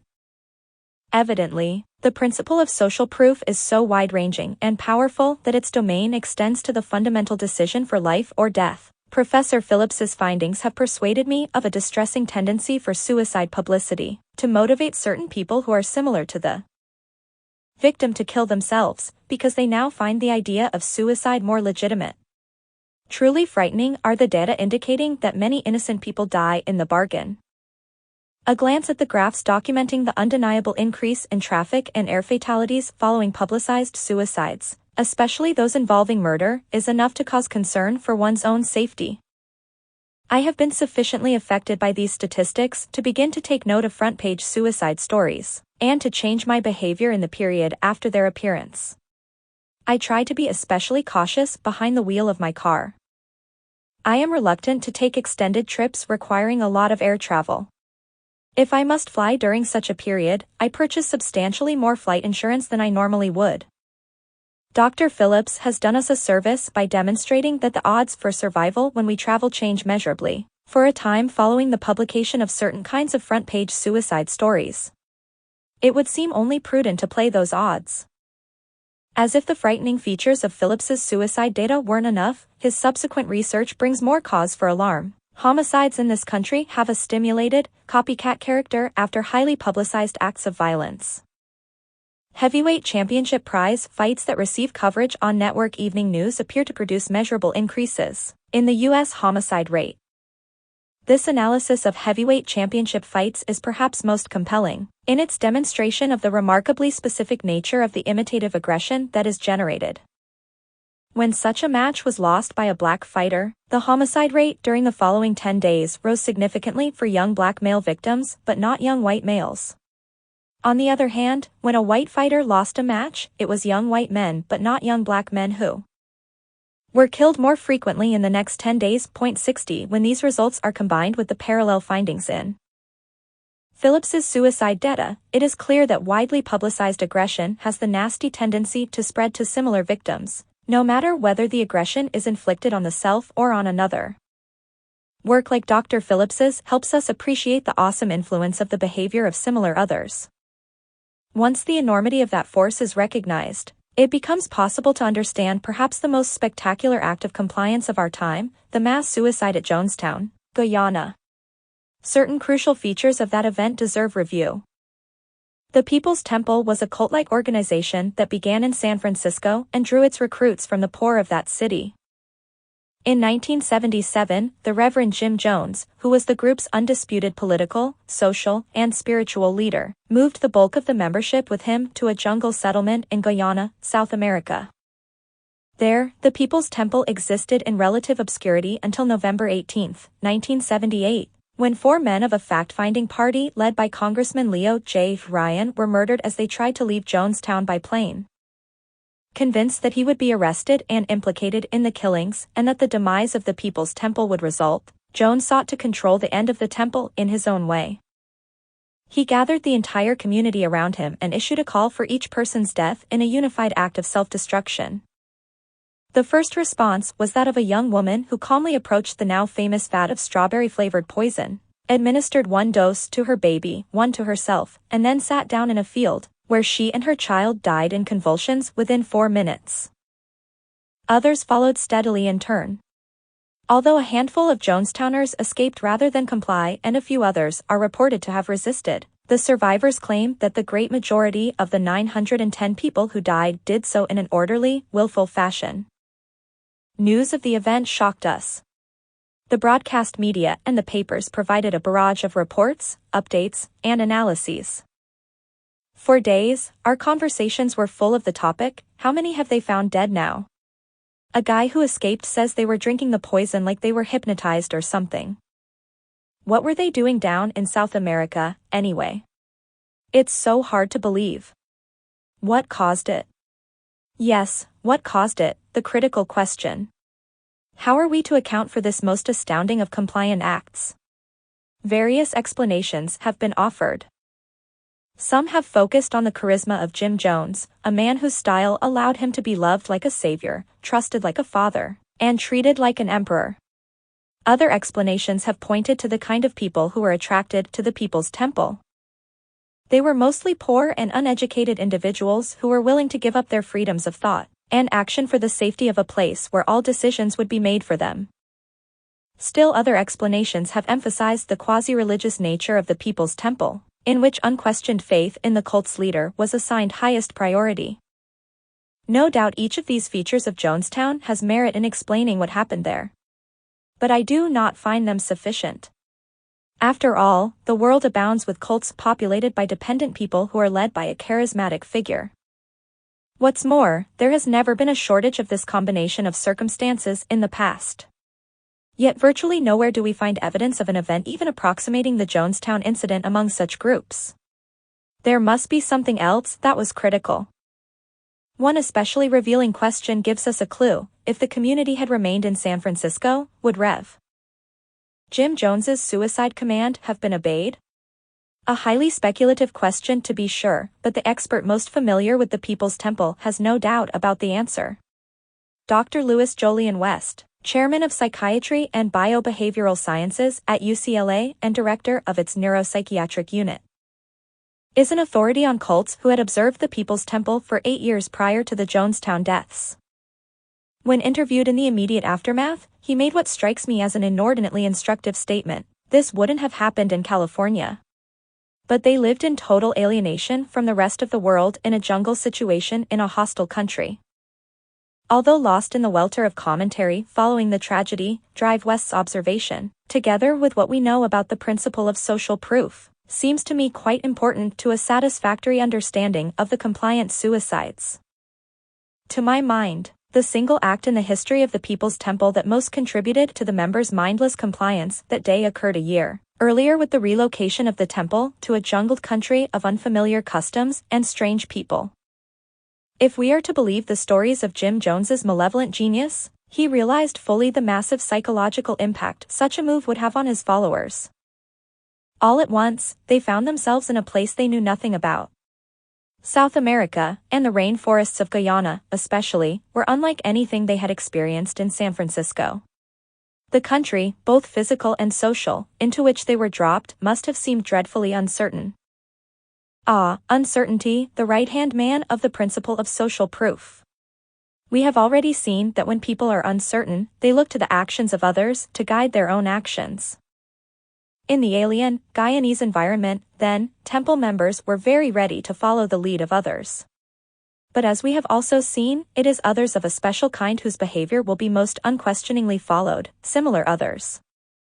And therein lies the awful beauty of the Reverend Jim Jones's relocation strategy. In a country like Guyana, there were no similar others for a Jonestown resident but the people of Jonestown itself. What was right for a member of the community was determined to a disproportionate degree by what other community members, influenced heavily by Jones, did and believed. When viewed in this light, the terrible orderliness, the lack of panic, the sense of calm with which these people moved to the vat of poison and to their deaths seems more comprehensible. They hadn't been hypnotized by Jones, they had been convinced, partly by him, but, more important, also by the principle of social proof, that suicide was correct conduct. The uncertainty they surely felt upon first hearing the death command must have caused them to look to those around them for a definition of the appropriate response. It is particularly worth noting that they found two impressive pieces of social evidence, each pointing in the same direction. The first was the initial set of their compatriots, who quickly and willingly took the poison drafts. There will always be a few such fanatically obedient individuals in any strong leader-dominated group. Whether, in this instance, they had been specially instructed beforehand to serve as examples, or whether they were just naturally the most compliant with Jones's wishes is difficult to know. No matter, the psychological effect of the actions of those individuals must have been potent. If the suicides of similar others in news stories can influence total strangers to kill themselves, imagine how enormously more compelling such an act would be when performed without hesitation by one's neighbors in a place like Jonestown. The second source of social evidence came from the reactions of the crowd itself. Given the conditions, I suspect that what occurred was a large-scale instance of the pluralistic ignorance phenomenon that frequently infects onlookers at emergencies. Each Jonestowner looked to the actions of surrounding individuals to assess the situation and, finding seeming calm because everyone else, too, was surreptitiously assessing rather than reacting, learned that patient turn-taking was the correct behavior. Such misinterpreted but nonetheless convincing social evidence would be expected to result precisely in the ghastly composure of the assemblage that waited in the tropics of Guyana for businesslike death. From my own perspective, most attempts to analyze the Jonestown incident have focused too much on the personal qualities of Jim Jones. Although he was without question a man of rare dynamism, the power he wielded strikes me as coming less from his remarkable personal style than from his understanding of fundamental psychological principles. His real genius as a leader was his realization of the limitations of individual leadership. No leader can hope to persuade, regularly and single-handedly, all the members of the group. A forceful leader can reasonably expect, however, to persuade some sizable proportion of group members. Then the raw information that a substantial number of group members has been convinced can, by itself, convince the rest. Thus the most influential leaders are those who know how to arrange group conditions to allow the principle of social proof to work maximally in their favor. It is in this that Jones appears to have been inspired. His masterstroke was the decision to move the People's Temple community from its roots in urban San Francisco to the remoteness of equatorial South America, where the conditions of uncertainty and exclusive similarity would make the principle of social proof operate for him as perhaps nowhere else. There, a settlement of 1,000 people, much too large to be held in persistent sway by the force of one man's personality, could be changed from a following into a herd. As slaughterhouse operators have long known, the mentality of a herd makes it easy to manage. Simply get some members moving in the desired direction and the others, responding not so much to the lead animal as to those immediately surrounding them, will peacefully and mechanically go along. The powers of the amazing Reverend Jim Jones, then, are probably best understood not in terms of his dramatic personal style, but in his profound knowledge of the art of social jujitsu. How to say no. This chapter began with an account of the relatively harmless practice of laugh tracking and has moved on to stories of murder and suicide, all explained by the principle of social proof. How can we expect to defend ourselves against a weapon of influence that pervades such a vast range of behavior? The difficulty is compounded by the realization that most of the time, we don't want to guard against the information that social proof provides. The evidence it offers about how we should act is usually valid and valuable. With it we can cruise confidently through a myriad of decisions without personally having to investigate the detailed pros and cons of each. In this sense, the principle of social proof equips us with a wonderful kind of automatic pilot device not unlike that aboard most aircraft. Yet there are occasional but real problems with automatic pilots. Those problems appear whenever the flight information locked into the control mechanism is wrong. In these instances, we will be taken off course. Depending on the size of the error, the consequences can be severe. But, because the automatic pilot afforded by the principle of social proof is more often an ally than an enemy, we can't be expected to want simply to disconnect it. Thus we are faced with a classic problem: how to make use of a piece of equipment that simultaneously benefits and imperils our welfare. Fortunately, there is a way out of the dilemma. Because the disadvantages of automatic pilots arise principally when incorrect data have been put into the control system, our best defense against these disadvantages is to recognize when the data are in error. If we can become sensitive to situations where the social proof automatic pilot is working with inaccurate information, we can disengage the mechanism and grasp the controls when we need to. There are two types of situation in which incorrect data cause the principle of social proof to give us poor counsel. The first occurs when the social evidence has been purposely falsified. Invariably, these situations are manufactured by exploiters intent on creating the impression, reality be damned, that a multitude is performing the way the exploiters want us to perform. The canned laughter of TV comedy shows, which we have already discussed, is one variety of fake data of this sort. But there is a great deal more, and much of the fakery is strikingly obvious. For instance, canned responses are not unique to the electronic media or even to the electronic age. In fact, the heavy-handed exploitation of the principle of social proof can be traced through the history of one of our most venerable art forms, grand opera. This is the phenomenon called clacking, said to have been begun in 1820 by a pair of Paris opera house habitués named Sauton and Porchet. The men were more than opera-goers, though. They were businessmen whose product was applause. Organizing under the title L'Assurance de Succès Dramatiques, they leased themselves and their employees to singers and opera managers who wished to be assured of an appreciative audience response. So effective were they in stimulating genuine audience reaction with their rigged reactions that before long claques had become an established and persistent tradition throughout the world of opera.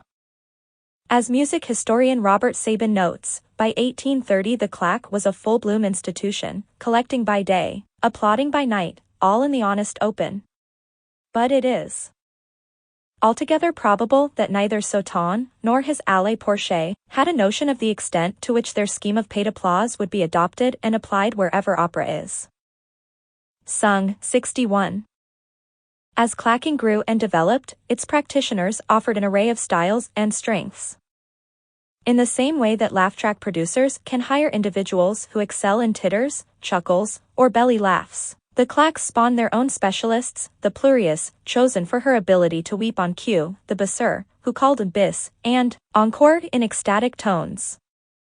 And in direct kinship with today's laugh track performer, the Rire, selected for the infectious quality of his laugh.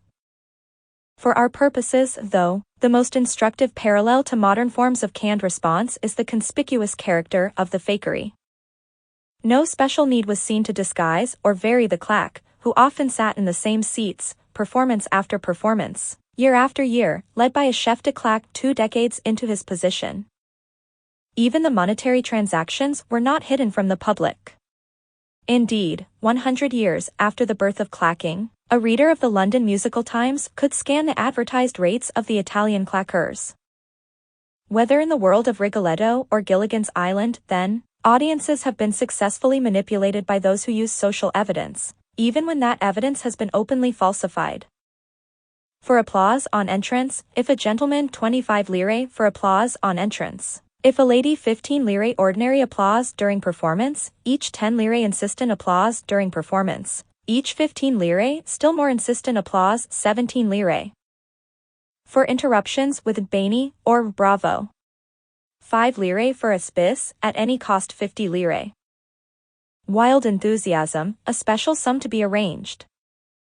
Figure 4.5. Advertised rates of the Italian claque from ordinary applause to wild enthusiasm. Claqueurs offered their services in an audaciously public fashion, in this case, in a newspaper read by many of the audience members they fully expected to influence. Claque were what Sauton and Porchet realized about the mechanical way that we abide by the principle of social proof is understood, as well by a variety of today's exploiters. They see no need to hide the manufactured nature of the social evidence they provide. Witness the amateurish quality of the average TV laugh track. They seem almost smug in the recognition of our predicament. Either we must allow them to fool us or we must abandon the precious automatic pilots that make us so vulnerable to their tricks. But in their certainty that they have us trapped, such exploiters have made a crucial mistake. The laxity with which they construct phony social evidence gives us a way to fight back. Because automatic pilots can be engaged and disengaged at will, we can cruise along trusting in the course steered by the principle of social proof until we recognize that a piece of inaccurate data is being used. Then we can take the controls, make the necessary correction for the misinformation, and reset the automatic pilot. The transparency of the rigged social proof we get these days provides us with exactly the cue we need for knowing when to perform this simple maneuver. With no more cost than a bit of vigilance for plainly counterfeit social evidence, then, we can protect ourselves nicely. Let's take an example. A bit earlier, we noted the proliferation of average person on the street ads, in which a number of ordinary people speak glowingly of a product, often without knowing that their words are being recorded. As would be expected according to the principle of social proof, these testimonials from average people like you and me make for quite effective advertising campaigns. They have always included one relatively subtle kind of distortion we hear only from those who like the product. As a result, we get an understandably biased picture of the amount of social support for it. More recently, though, a cruder and more unethical sort of falsification has been introduced. Commercial producers often don't bother to get genuine testimonials. They merely hire actors to play the roles of average people testifying in an unrehearsed fashion to an interviewer. It is amazing how bald-faced these unrehearsed interview commercials can be. The situations are obviously staged, the participants are clearly actors, and the dialogue is unmistakably pre-written.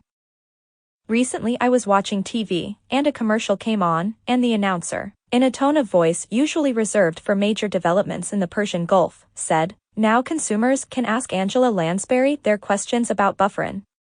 As a normal human, the natural reaction to this announcement is, "Huh?" Meaning, what does Angela Lansbury have to do with bufferin? But this commercial featured several consumers who had apparently been stopped at random on the street, and every one of them had a question for Angela Lansbury about bufferin.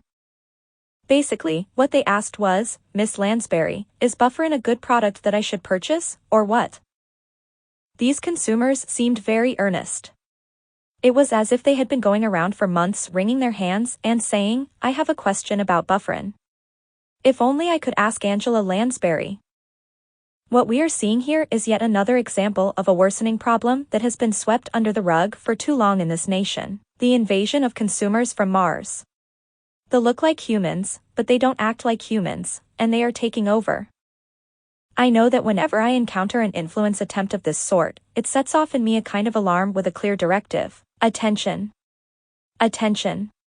Bad social proof in this situation. Temporarily disconnect automatic pilot. It's so easy to do. We need only make a conscious decision to be alert to counterfeit social evidence, and the smug overconfidence of the exploiters will play directly into our hands. We can relax until their manifest fakery is spotted, at which time we can pounce. And we should pounce with a vengeance. I am speaking here of more than simply ignoring the misinformation, although this defensive tactic is certainly called for. I am speaking of aggressive counterattack. Whenever possible, we ought to sting those responsible for the rigging of social evidence. We should purchase no products featured in phony, unrehearsed interview commercials. Moreover, each manufacturer of the items should receive a letter explaining our response and recommending that they discontinue use of the advertising agency that produced so deceptive a presentation of their product. Of course, we don't always want to trust the actions of others to direct our conduct, especially in a situation important enough to warrant our personal investigation of the pros and cons, or in which we are experts, but we do want to be able to count on others' behavior as a source of valid information in a large array of settings. If, in such settings, we find that we cannot trust the information to be valid because someone has tampered with the evidence, we ought to be ready to strike back. In such instances, I personally feel driven by more than the aversion to being duped. I bristle at the thought of being pushed into an unacceptable corner by those who would undermine one of my hedges against the decisional overload of modern life. And I get a genuine sense of righteousness by lashing out when they try. If you are like me, so should you. In addition to the times when social evidence is deliberately faked, there is another time when the principle of social proof will regularly steer us wrong. In such an instance, an innocent, natural error will produce snowballing social proof that pushes us to the incorrect decision. The pluralist ignorance phenomenon, in which everyone at an emergency sees no cause for alarm, is one example of this process. The best illustration I know, however, comes from a story of one of my students, who was a highway patrolman. After a class session in which the subject of discussion was the principle of social proof, he stayed to talk with me. He said that he now understood the cause of a type of traffic accident that had always puzzled him before. The accident typically occurred on the city freeway during rush hour, when cars in all lanes were moving steadily but slowly. Events leading to the accident would start when a pair of cars, one behind the other, would simultaneously begin signaling an intention to get out of the lane they were in and into the next. Within seconds, a long line of drivers to the rear of the first two would follow suit, thinking that something, a stalled car or a construction barrier, was blocking the lane ahead. It would be in this crush to cram into the available spaces of the next lane that a collision frequently happened. The odd thing about it all, according to the patrolman, was that very often there had been no obstruction to be avoided in the first place, and by the time of the accident, this should have been obvious to anyone who looked. He said he had more than once witnessed such accidents when there was a visibly clear road in front of the ill-fated lane switchers.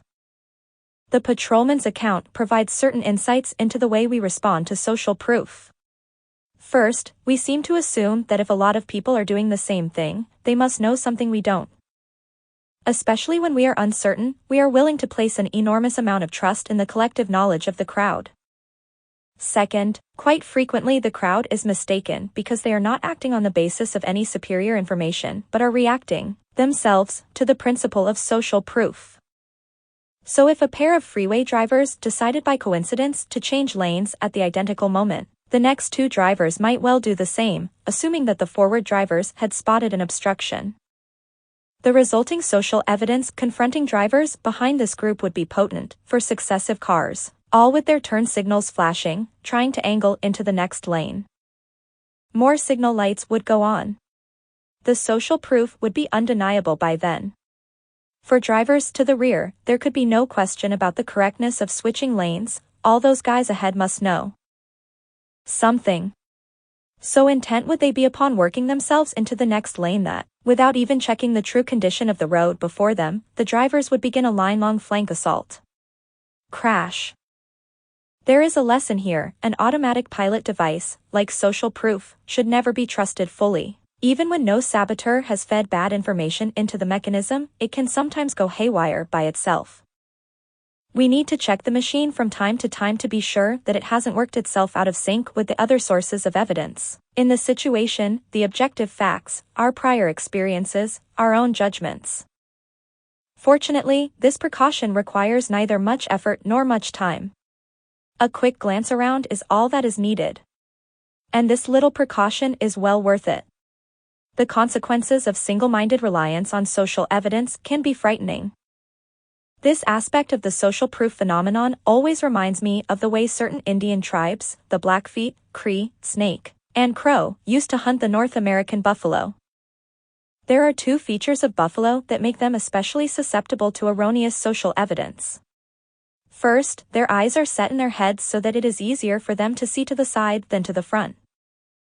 Second, when they run, as in a stampede, it is with their heads down low so they cannot see above the herd. As a result, the Indians realized it was possible to kill tremendous numbers of buffalo by starting a herd running toward a cliff. The animals, responding to the thundering social proof around them, and never looking up to see what lay ahead, did the rest. One astonished observer to such a hunt described the deadly outcome of the buffalo's obsessive trust in collective knowledge. In this way, it was possible to decoy a herd toward a precipice, and cause it to plunge over en masse, the leaders being thrust over by their followers, and all the rest following of their own free will. 62. Certainly, a flyer whose plane is locked onto automatic pilot would be wise to glance occasionally at the instrument panel and out the window. In the same way, we need to look up and around periodically whenever we are locked onto the evidence of the crowd. Without this simple safeguard against misguided social proof, our prospects might well run parallel to those of the freeway lane switchers and the North American buffalo crash. Reader's report from a former racetrack employee. I became aware of one method of faking social evidence to one's advantage while working at a racetrack. In order to lower the odds and make more money, some bettors are able to sway the public to bet on bad horses. Odds at a racetrack are based on where the money is being bet. The more money on a horse, the lower the odds. Many people who play the horses have surprisingly little knowledge of racing or betting strategy.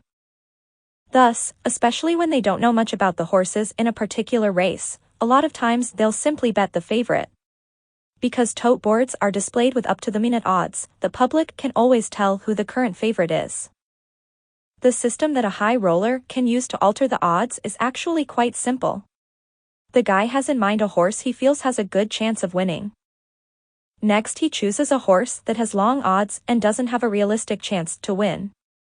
The minute the mutual windows open, the guy puts down $100 on the inferior horse, creating an instant favorite whose odds on the board drop to about 2-1. Now the elements of social proof begin to work. People who are uncertain of how to bet the race look to the tote board to see which horse the early bettors have decided is a favorite, and they follow. A snowballing effect now occurs as other people continue to bet the favorite. At this point, the high roller can go back to the window and bet heavily on his true favorite, which will have better odds now because the new favorite has pushed down the board. If the guy wins, the initial $100 investment will have been worth it many times over. I've seen this happen myself. I remember one time a person put down $100 on a pre-race 10-1 shot, making it the early favorite. The rumors started circulating around the track. People knew something. Next thing you know, everyone was betting on this horse. It ended up running last and had a bad leg. Many people lost a lot of money. Somebody came out ahead though. We'll never know who. But he is the one with all the money. He understood the theory of social proof. Once again, we can see that social proof is most powerful for those who feel unfamiliar or unsure in a specific situation and who, consequently, must look outside of themselves for evidence of how best to behave there. Chapter 5. Liking. The Friendly Thief. The main work of a trial attorney is to make a jury like his client. Clarence Darrow. Few people would be surprised to learn that, as a rule, we most prefer to say yes to the requests of someone we know and like. What might be startling to note, however, is that this simple rule is used in hundreds of ways by total strangers to get us to comply with their requests. The clearest illustration I know of the professional exploitation of the liking rule is the Tupperware party, which I consider the quintessential American compliance setting. Anybody familiar with the workings of a Tupperware party will recognize the use of the various weapons of influence we have examined so far: reciprocity, commitment, and social proof. All the major weapons of influence are present to help things along, but the real power of the Tupperware party comes from a particular arrangement that trades on the liking rule. Despite the entertaining and persuasive salesmanship of the Tupperware demonstrator, the true request to purchase the product does not come from this stranger, it comes from a friend to every woman in the room. Oh, the Tupperware representative may physically ask for each partygoer's order, all right, but the more psychologically compelling requester is a housewife sitting off to the side, smiling, chatting, and serving refreshments. She is the party hostess, who has called her friends together for the demonstration in her home and who, everyone knows, makes a profit from each piece sold at her party. Simple. By providing the hostess with a percentage of the take, the Tupperware Home Parties Corporation arranges for its customers to buy from and for a friend rather than an unknown salesperson. In this way, the attraction, the warmth, the security, and the obligation of friendship are brought to bear on the sales setting. Consumer researchers Frenzer and Davis, who have examined the social ties between the hostess and the partygoers in home party sales settings, have affirmed the power of the company's approach. The strength of that social bond is twice as likely to determine product purchase as is preference for the product itself. The results have been remarkable. It was recently estimated that Tupperware sales exceed $2.5 million a day. What is interesting is that the customers appear to be fully aware of the liking and friendship pressures embodied in the Tupperware party. Some don't seem to mind, others do, but don't seem to know how to avoid them. One woman I spoke with described her reactions with more than a bit of frustration in her voice. It's gotten to the point now where I hate to be invited to Tupperware parties. I've got all the containers I need, and if I wanted any more, I could buy another brand cheaper in the store. But when a friend calls up, I feel like I have to go. And when I get there, I feel like I have to buy something. What can I do? It's for one of my friends. With so irresistible an ally as the friendship principle operating, it is little wonder that the company has abandoned retail sales outlets and has pushed the home party concept until a Tupperware party now starts somewhere every 2.7 seconds. But, of course, all sorts of other compliance professionals recognize the pressure to say yes to someone we know and like. Take, for instance, the growing number of charity organizations that recruit volunteers to canvass for donations close to their own homes. They understand perfectly how much more difficult it is for us to turn down a charity request when it comes from a friend or a neighbor. Other compliance professionals have found that the friend doesn't even have to be present to be effective. Often, just the mention of the friend's name is enough. The Shackley Corporation, which specializes in door-to-door sales of various home-related products, advises its salespeople to use the endless chain method for finding new customers. Once a customer admits to liking a product, he or she can be pressed for the names of friends who would also appreciate learning about it. The individuals on that list can then be approached for sales and a list of their friends, who can serve as sources for still other potential customers, and so on in an endless chain. The key to the success of this method is that each new prospect is visited by a salesperson armed with the name of a friend, who suggested I call on you. Turning the salesperson away under those circumstances is difficult. It's almost like rejecting the friend. The Shackley Sales Manual insists that employees use this system without fail. It would be impossible to overestimate its value. Phoning or calling on a prospect and being able to say that Mr. So-and-so, a friend of his, felt he would benefit by giving you a few moments of his time is virtually as good as a sale 50% made before you enter. The widespread use by compliance practitioners of the liking bond between friends tells us much about the power of the liking rule to produce assent. In fact, we find that such professionals seek to benefit from the rule even when already formed friendships are not present for them to employ. Under these circumstances, the professional's compliance strategy is quite direct. They first get us to like them. There is a man in Detroit, Joe Girard, who specialized in using the liking rule to sell Chevrolets. He became wealthy in the process, making more than $200,000 a year. With such a salary, we might guess that he was a high-level GM executive or perhaps the owner of a Chevrolet dealership. But no. He made his money as a salesman on the showroom floor. At what he did, he was phenomenal. For 12 years straight, he won the title as the number one car salesman. He averaged more than 5 cars and trucks sold every day he worked, and he has been called the world's greatest car salesman by the Guinness Book of World Records. For all his success, the formula he employed was surprisingly simple. It consisted of offering people just 2 things, a fair price and someone they liked to buy from. And that's it, he claimed in an interview. Finding the salesman they like, plus the price, put them both together, and you get a deal. Fine.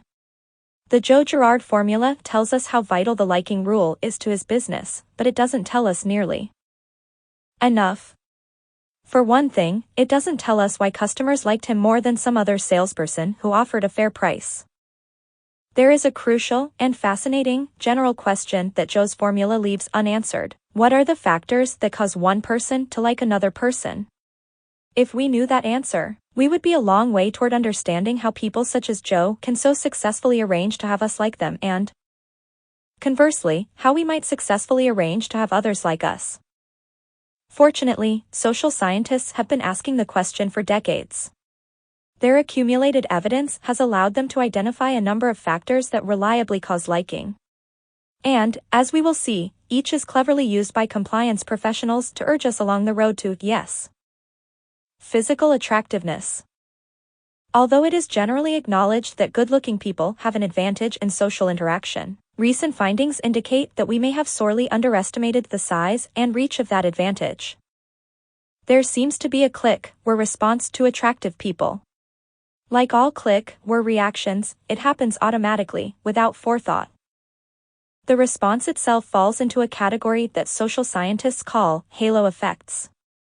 A halo effect occurs when one positive characteristic of a person dominates the way that person is viewed by others. And the evidence is now clear that physical attractiveness is often such a characteristic. Research has shown that we automatically assign to good-looking individuals such favorable traits as talent,